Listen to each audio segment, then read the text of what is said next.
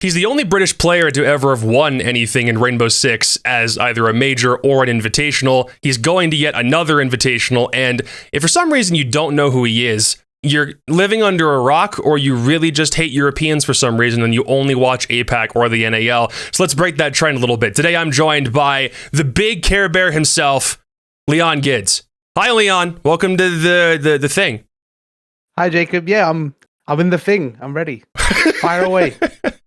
I've been hitting up a couple of people asking, like specifically teams that are doing like pre-SI stuff. They're like in the middle of prep. So for some people, it's hard to get a hold of them. For some other people, it's like a little bit easier because there's definitely like breaks and stuff in between all of the preparation they have to do for the World Championship. So what's the KOI schedule on boot camp look like? Like NA's got land scrims. One team flew to Brazil to practice. What's special about KOI's preparation? What's Europe got? Well, I don't think we're really a team that you've asked about intense schedules and stuff. I think we're quite relaxed, and we still are. We run at the moment. We do 5 days on, 2 days off. Mainly intensity based. So at the start of the week, it'll be like 4 maps. Middle of the week, it'll be like 6, and then it falls back off to like 3. We've only changed really our free time before the warm up and before scrimming. We have like a bit of a meeting now before playing ranked or something together, just for a bit of a warm up. Other than that, like schedule wise, it's the same. We tried to keep it consistent so everyone feels like, you know, it keeps everyone a bit. I don't even know the word at the moment. Keeps everyone knowing what's going to happen, and a bit more consistency in life is nice. Is ranked actually at a point now? I mean, at least for the first couple of weeks of the season, it obviously was, because it felt like it was a little bit better. But is it actually at a point where being able to 5-stack in ranked pre or post scrim is legitimately a viable option in a lot of cases, either for warm-up purposes or like team bonding? Is it really, are we back in that sense? Well, I've not really. I don't think I've played one cheater this season so far. Freaking lucky. What? 200 games, I think now. Jesus, so, dude. I'm having a good little spree. I know other people are not having some good luck, but yeah, it's been good for us. I mean, we've done this a few months ago as well, and we all just love it. It's just a bit of a laugh and just a way to bond, I guess, a little bit. Yeah. Is that light scrim, low burnout philosophy something you do more, like you did more during Berlin than during the EUL, because Berlin was a lot more games that were like way more tightly packed together in like a smaller time frame? Like, are you pounding a lot more maps during stages or event boot camps, but then taking a lighter load during events, or how does that work? At boot camps, it's normally more intense. Yeah. We try to still keep obviously like a consistent schedule where we'd meet up at a certain time, play however many maps, but tend to not have any days off at boot camp, and normally just pushing a few more maps each day. Does that mean you get like a legitimate actual personal life outside of work? Because some guys are dialed in as fuck on the grind to get the results that they need, but does having it be a little bit more like evenly structured like this give you legitimate space to exist outside of just Siege? Yeah, it's really nice. At night we get our nights off now most of the time. You know, finish about 6-7 p.m. so we can actually relax. We can, you know, eat food at a reasonable time and just wind down for the day. Yeah, I think it mainly just comes down just to Tristan and Bernie having that experience with what they do and what they've learned and their degrees and stuff is why they've done that for us. It sounds like it works. Are you like the team that you think has kind of pioneered that? Do you know if any other team tries doing the same thing now that they've seen, oh, hey, it won them a major, so very clearly there's something to that? I have heard that ever since my tweet to Heroic about their schedule, that they've restructured their schedules after that tweet. Oh, really? To be more like ours. Yeah. That's so that's good to know. It's good for the team. I'm glad that they're you know, able to get some freedom and stuff. Yeah. But other than that, I'm not quite sure if other teams are taking our same philosophy and the way we approach our schedule. But you know, it varies team to team. It might be better for them to do more maps or less. Is it one of those cases where you're having more fun trying to play the game as a result of everything being structured a little bit differently? Because I'm sure at one point you hated this thing. It sucked trying to grind this out like as often as you had to, and maybe it wasn't producing the same kind of result. Is it fun to play Rainbow Six in a competitive context for you since you've been doing it for so long? Yeah, at the moment, yeah, I'm really enjoying the game. I think the game's in a good state, like meta-wise and operators and stuff. I think it's quite balanced at the moment. And just in general, like you said, the schedule, like before, it'd be like 6 maps every day, 6 days a week. No downtime really. So it was quite exhausting by the end of like a season, or but like by the time an event comes around. But now, we can just chill a little bit. We're still grinding outside of scrim hours and stuff. But these scrim hours that we have now are just basically hardcore productiveness, making sure we fully utilize our time together. Yeah, good stuff. It won you Berlin. And speaking of Berlin, it's been like about 5 months since you won that thing. I don't know about you, but I still remember like 90% of it because there wasn't like too much between like the end of Berlin and now, so I'm still able to like remember a lot of what happened over that time frame. Does it still feel exhilarating for you to remember that run and how you guys played it and won it, or has that kind of been slimmed down because it was 5 months ago? How's it still feel? I mean, I watched a couple of the maps from the finals this morning, actually. Oh, really? I don't know. Yeah, I was just sitting in bed, waking up and stuff, and I was like, you know what? I just feel like watching me shag phase. So I put on a bit of some of the bank rounds I played, some of the skyscraper clips, and just chilled for a little bit before doing my morning routine. But I remember all that so vividly. It feels like it was just yesterday. It's gone so quick, but I remember it really well. It was a really good run, obviously, for nobody would ever be able to take anything away from you. But as everyone is their own harshest critic, is there anything you look back on at that major and think, man, I know we won the thing, but I wish this could have gone differently? Or is that all just like one big success memory and you wouldn't change anything about how it went? The only thing I'd say is like, I wish we won harder, I guess. That's the only thing I can say, because obviously we dragged it out for all 5 maps, like nearly overtime max OT every map. Sure. But we knew for like if it was like infinite OT or something, we could have won that like 3-1, 3-0. Anything about like, because I think the X set game in the semifinal was everyone going, oh hey, we're going to bang, and then X set like sweeps, or like it's 7-1 or 7-2 in that map, and then everyone goes, we don't want the last hometown team to go home. But yeah, so more just a case of you wish if it had gone by faster, then maybe it would have felt a little bit better, that kind of thing. Yeah, I mean, either way though, it was I'll cherish that no matter what. I mean, we still won. I don't care how it happened, as long as we win. That's all that matters. Best birthday present ever, right? Yeah, it was. It was a great birthday present. I remember, oh God, who was it? There was that whole, there was that donut shop that wasn't too far away, like in Berlin.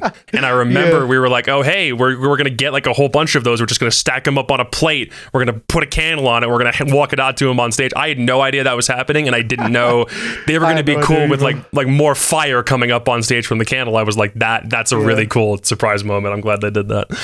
Yeah, that was good. I enjoyed that a lot. That was a nice surprise. Well, stage 2 went great. Berlin obviously goes great. And then stage 3 comes along, and not everything is nearly as good. There's a couple of some weird losses that stage, I think, to teams that everyone definitely anticipated you were probably going to beat. Doesn't end up happening that way. And then you finish in 6th and then can't get to Jönköping. What do you think happened there? Is there anything in particular that you could cite as kind of a reason for that fall off? Well, after Berlin, we decided we were going to have 2 weeks off. But then I think the news came maybe like a day or two after the EUL was starting, like 2 days before we came back. Oh, geez. Something like that anyway, because it's really close. But we still kept those 2 weeks off, and then we came back. I don't think we got complacent. I think we just got a bit too comfortable in our position, and we got a bit lazy. I think we didn't really try to change anything before. We kind of just took that time off, didn't do anything. And we just came back with the same stuff that we always used, just assuming it would work, just because we obviously just won. We didn't want to change much. And obviously teams caught on to that. They realized we had certain tendencies, we had the same setups. So they abused those gaps and those things we didn't change. And I think that was just the reason why we lost those games the way we did. Yeah, I was going to say, how accurate was it to assume that you got Spoit the super weapon in stage 2, and then you ride that momentum all the way through Berlin, and then you get to stage 3, and then everyone's got like a way firmer idea on how you're going to play, or the maps you like, or those tendencies? Is it you think it's literally just a matter of you got red because you didn't have the chance to change much before stage 3 started? Yeah, it literally just came down to that. And I think it also comes down to obviously where we're the winners of that major. We're the team to beat. Immediate target on your back. Moment. Yeah. Exactly. So even if, you've got these teams that are lower in the leaderboard, not losing against teams at the same level, when they come against us, they know, all right, we got to fucking try. We got to win this game because these are the guys that just won. if we can beat them now, then it shows that we're doing good. And I think that's one of the factors as well to why people are beating us, because they could just see that nothing much has changed. I went back and I found it was a Canadian quote. It was like midway through stage 2. They had just won Charlotte, and then they had that pretty harsh fall off in the following stages. He said he knew after winning something big, because he's done it a couple of times, it always felt like afterwards you're playing for the sake of going through the motions, and it feels like the effort isn't quite nearly as there. You said it wasn't a matter of you necessarily like getting complacent, but is that the same kind of feeling you think you guys also got hit with after winning that major? Yeah, definitely. For example, we'd be going into scrims or into these games going, oh yeah, do it in a real game. Do it at a major final. Like, just make little jokes like that. It might not seem like much when we're playing or scrimming, but in our head we're thinking, well, we've done this in a real event, or like a real event, like in a major. So we're kind of just using excuses to why we're not doing well, rather than like us playing bad. It's them, I don't know, just using excuses, really. What do you think about Spoit? Like, legitimately, if you want to talk shit about your teammates, I'm all for that. But I feel like for somebody who came in with that kind of reputation off the rip already, the biggest thing that stuck out to me was how he didn't seem like he really had much of an ego. It always seemed like it was a very mature atmosphere. He got like top rating in EUL for stage 2. I think he also got Berlin major MVP. But do you feel like he really has that much of a carry factor for this team and what they've been able to turn things into? Or is it a different relationship with the way that he works like on the back end for your team? What's it like to have him on? He's a blast to work with, honestly. He's really funny, like you said, he's been quite mature coming into that. Obviously you expect like the young kid to be like a bit crazy, which he is. He has his moments, obviously, but overall, his approach to how we play and how he wants to interpret our play style and how he wants to improve is like, he does it really well, and he does it for a player that's probably like, more got experience of my level than his. And I think it's just being in the right environment with the right people that really helped him shape him into who he is today. You've obviously had like way more years competing than he has. Not to say that you've like you maybe you've been playing the game for the same amount of time, because he's been doing it since he was like 11 or 12 or whatever.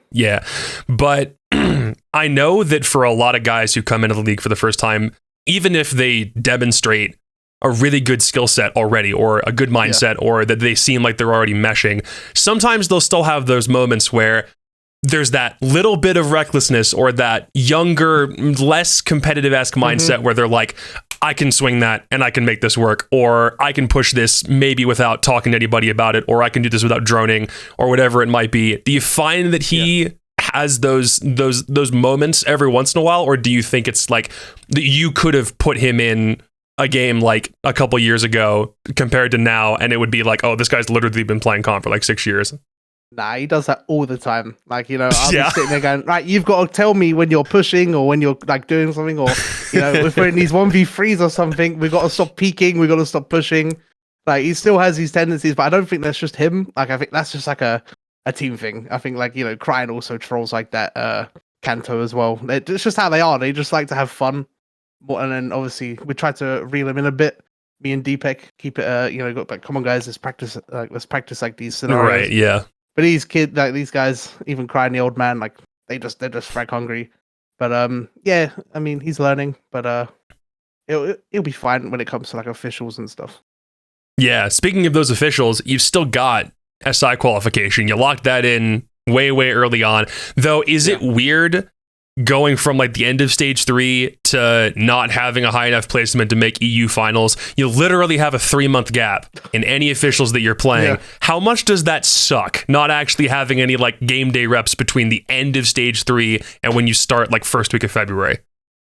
Yeah, it does suck. I mean, we've literally come off the bat of like a month and a half off, basically, just straight up.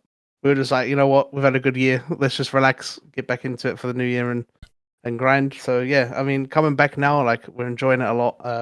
I missed like just playing with the guys as well and just talking to them, because we did talk and stuff and play, but it's a bit different compared to actually scrimming and being there every day. Yeah, when everyone's like separated kind of off doing their own thing and then you come back. Yeah, but even the officials, I miss them as well, because I have that passion when it comes to that. It's a different type of passion when you get into those officials, and it just pumps me up.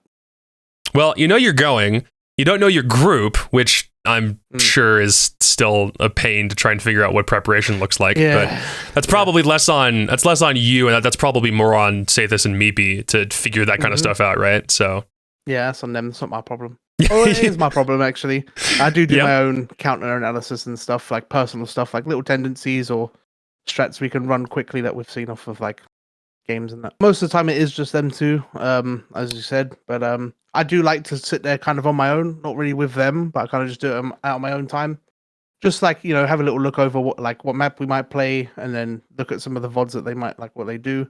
And just the general like, oh, they do this, or they have someone here instead of here. We can try pushing this, or do something fast, and it does work. The boys are quite good at adapting quickly to what I call. So you know, those things do work quite well. Where do you see yourself kind of like at this point in your career? Because you've had a lot of different stages. You used to be the vertical guy. You used to be sometimes first in, whether it was the IDK, back to secret, first iterations of Rogue. You've basically kind of been through everything. Do you see where you're at right now as you personally playing your best Siege, given the fact that this is a different position from what you've had historically throughout your career? Or is there a time, or is there ever a time where you look at it and go, man, put me back on Buck or Sledge, something else? Was there ever like a moment where you figure in that capacity you could be doing better than you are now? Yeah, well, before this roster with the old one, I do think I felt like I hit a point where I thought, you know, I've hit my peak in Siege. I'm not going to reach that level anymore. You know, maybe like I need to change something up. And even before the changes that were going to be with Prano leaving and Aces getting dropped, I was already thinking about asking if I can be moved into these like second support or support role, because I felt like that was a necessary thing for me to change it up. And it just felt like the right thing at that time in my career, just to be like, well, you know, I've done everything there is in the game. I've got thousands of hours in it. I know what I'm doing, so it's probably best if I try doing something where I can help other people improve their game instead of trying to improve my own in terms of gun skill and stuff like that. But then I think last year just proved to me that I don't think I've even hit my peak yet. I think IGLing and support is like definitely something that I feel comfortable in, and it's allowed me also to. I feel like I'm better in my gun skill. I can frag heavy whenever I need to as well. Yeah, so I think last year just proved that like it's not who I am, it's more about the environment I'm in, and it just shows how far I can still go as a player. If only because it feels like you've had way more fun, or you're having more fun with the schedule and the teammates that you've got going into everything.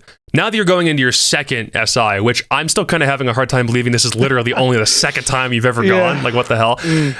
What's something that you want to do differently on this attempt that you feel like you can improve on from that Rogue run from last year? Is it literally as simple as you're in a different role, you think it's more comfortable and the environment is better? Or is there something different about the way that SI kind of hits you as a player that you think you can do better going into this year? I definitely think, obviously, I'm always trying to improve my calling, my adaptability, and just in general, try to be a better leader for the team. There's definitely things I want to try doing better at this event. I think having a crowd and just in a LAN environment is going to allow me to do that, just because it just gives me more energy, and I think that's kind of what I need in certain situations. So I think just trying to be more consistent with my calling and just try bring my teammates up a bit more in these situations is just what I'm mainly focusing on for this event. So I think most things I've got down pretty well. I always ask Meepy, I always ask Tristan if there's anything I need to improve. And mainly they just say my mood sometimes when my teammates are pissing me off. Sometimes they can be like, if they're not listening, I get pissed off easily. Sure, okay. So yeah, that's the only thing they say. It's like, as long as I'm like, you know, in a good mood and I'm doing well, then there's nothing much I need to improve on. So just trying to be like a better leader for the team, a better role model, I think is just the main thing for me. Because you've got that leadership position, do you think there's a correlation between you being in a good mood and everybody else being in a good mood and playing better? Or if your mood's in the tank, then everyone else's moods is also in the tank? Is it quite that black and white? No, I don't think it is. I think the boys are really good at like lifting me up. Like the other day I was feeling quite low, not because I was angry, but I was just a bit upset about something. Yeah. And they're just naturally funny guys. So like by like round 3 of the next map, I forgot about it already, and I was already having a good time. But it just depends really day by day. Sometimes it can be like that, but I think most of the time they're quite good at like telling me to fucking get a grip and sort myself out. That's good, as long as you're keeping each other in check as you go into it. Yeah. Other than the obvious answer of you want to go and win the thing, how far do you think you could get at this invitational and you could actually like be content with it? Because when you the rogue run from last year, you hit the elevate wall, you hit the fucking Onigiri 27 kill on Oregon wall, right? And it just kind of it just sucks from that point, right? Because you figure you probably could have done better. What's the point at which you think you could or should be able to get to for this SI so that you can look back at it and go, you know what, that was still pretty good. I'm happy with that. Yeah. I'd say minimum this year compared to like how we've been doing since last SI. I would think minimum top 6. Top 6, okay. Yeah, I think just getting onto that main stage at least as well, playing in front of the crowd. I think that's one big thing that I think everyone needs to experience in the team. And I think top 6 is where. If we lose at top 6, I think I'd be all right. Okay, we've improved quite a bit. This is a good thing, but obviously I want to win the whole thing. Right. So congratulations on cursing yourself out of top 6. Yeah. I'm gonna come now. Yeah, good job. Okay. And the last thing I was curious about, you got a rebrand. Technically, Rogue is now Koi. I know you're probably obligated to answer this in a very particular fashion simply because of who's paying the bills, right? But what do you think about the new name, the new colors, like the new brand versus the old one? I really enjoyed Rogue's old branding. I think it was like really unique and a really nice thing. I think what they did with it was really good. But I do enjoy Koi's one a lot as well. I really like purple is my favorite color. Yeah. So, I quite enjoy that. But yeah, I think overall as well, the backing from like all the fans that we've been sent our way, all these Spanish fans, is unreal. But I enjoy the rebranding quite a bit. Well, hey, if you like it, that's good because whenever you get those jerseys in, you'll be rocking those colors. That'll be a different flag. It will be very weird to be talking about you and not say Rogue. In the same way, it'll be weird to talk about Xset or M80 and not say Xset because same guys, same organizational structure. Different name, different color. So we'll get to that point over the course of SI. Anything else you want to drop real fast before we wrap this thing up? No, not really. I don't think there's anything much I can think of anyway. Any hot drama? Any weird scrim thing happen? Any other moment of Spoit looking up Corinna Comp's OnlyFans on Twitter?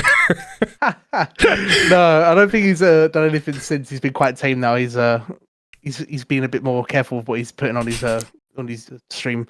But there's nothing I can really think of, to be honest.